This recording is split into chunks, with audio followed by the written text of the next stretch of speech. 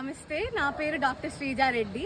So చాలామంది ఏం అపోహపడుతూ ఉంటారంటే ఆయుర్వేదంలో అసలు టాబ్లెట్లు ఉంటాయా, లేదంటే ఇంకా పాతకాలం లాగా పసరు మందులు నూరిస్తూ ఉంటారా అని చెప్పి చాలామంది అడుగుతూ ఉంటారు.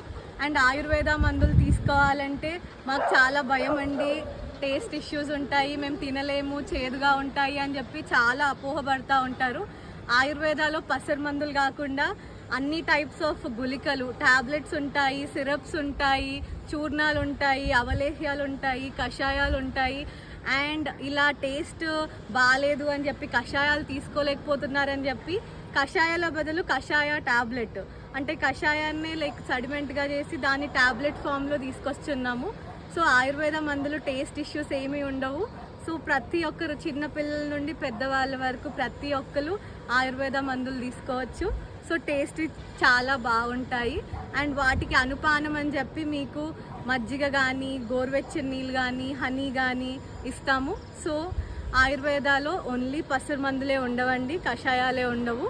సో ఆయుర్వేదాలో అన్ని రకాల టాబ్లెట్స్ మీకు అలోపతిలో ఏమేమి ఉంటాయో సిరప్స్, కషాయ టాబ్లెట్స్, చూర్ణాలు అండ్ దెన్ అవలేహ్యాలు అన్నీ ఉంటాయి.